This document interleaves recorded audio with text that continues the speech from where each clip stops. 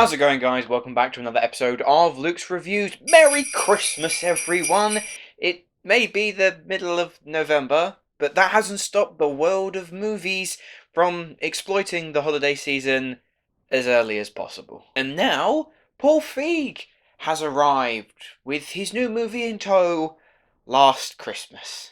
In Last Christmas, our main protagonist is Kate, played by Emilia Clarke, who isn't exactly living a life tapping into her true potential. She's distant from her family, enjoys more than a couple of drinks, and has no real place to call home.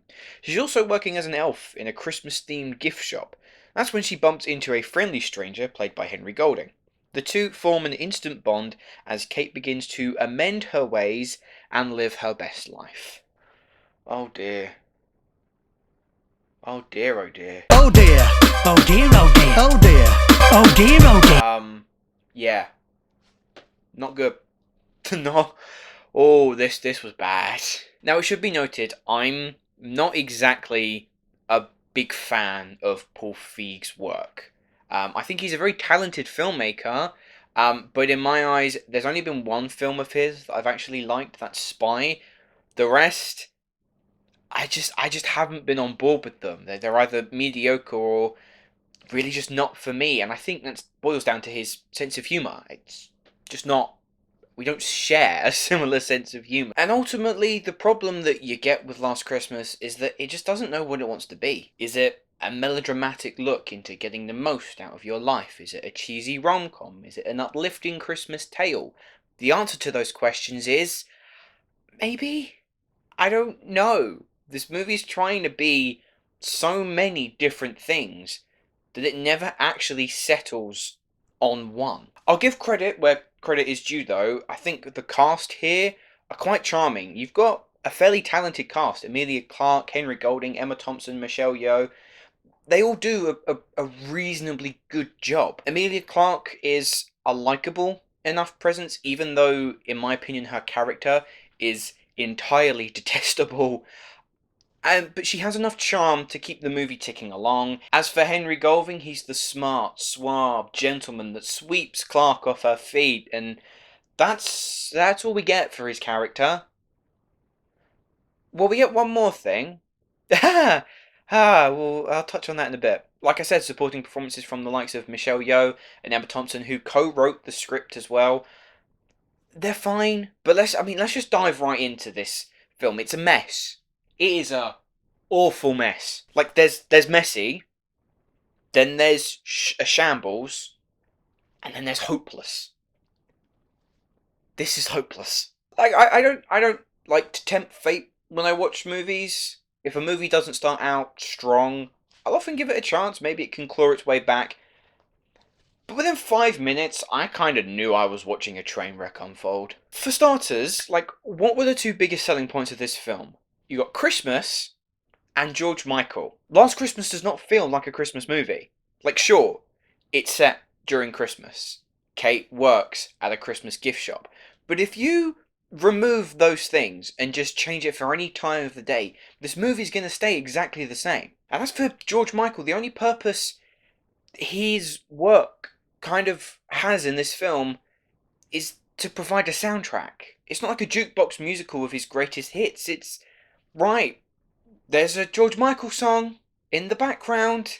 Now let's tackle the main course, the rom-com aspect. I didn't buy the romance. Like, Emilia Clarke does a good job, Henry Golding does a good job, but I just didn't feel like they had any chemistry. The way it all pans out, well, like I said, we'll get on that in a bit. But what about the comedy? Is it at least chucklesome? No.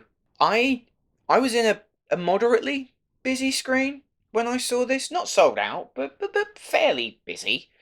I didn't hear a single laugh. Not once. Do you know how awkward it is to sit in a comedy and none of the audience laugh? It's pretty freaking awkward. And now we get on to the pièce de résistance. The dessert. The final act. A twist. And to truly discuss this, I am going to need to talk about spoilers here. So if you haven't seen Last Christmas yet and you want to remain spoiler free, I'll include a link at the bottom here. It's a timestamp that you can skip to.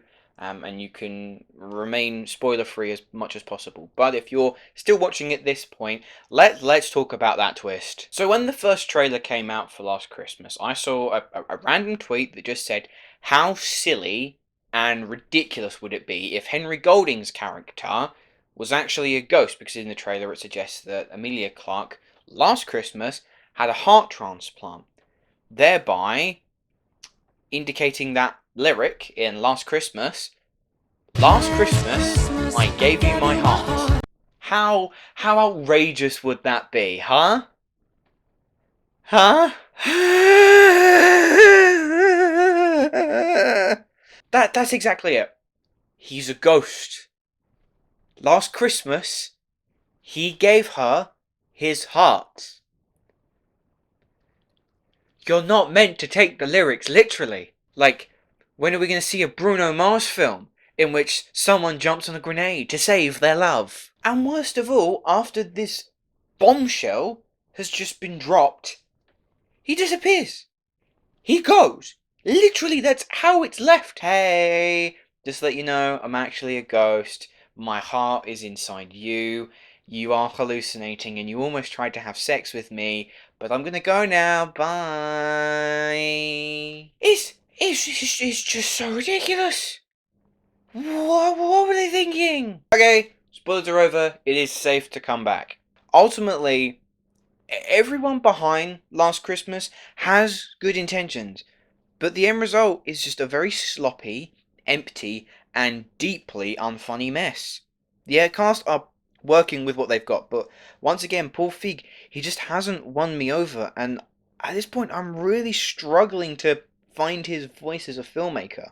It's not funny, it's not Christmassy, and it's not even that good of an homage to George Michael. Oh, and that twist is a crock of shite. Overall, I'm going to give Last Christmas a 2.5 out of 10. Anyway guys, those are my thoughts on Last Christmas. Let me know what you thought of the film down in the comments below. Also, my question to you, what's your least favourite Christmas movie? Also, just to give you guys an update, I'm a little over halfway now through No Shave November. This part has just given up, so at the moment it's gone from No Shave November to Neckbeard November. Yay! But if you would like to donate, I'll include a link at the bottom, so thank you very much. Thanks for watching! Let me know what you thought of this film down in the comments below. If you have enjoyed this video, please hit that like button and subscribe to my channel if you haven't already. The links to all of my social media accounts are in the description below. Many thanks for watching guys, and I shall see you in the next video.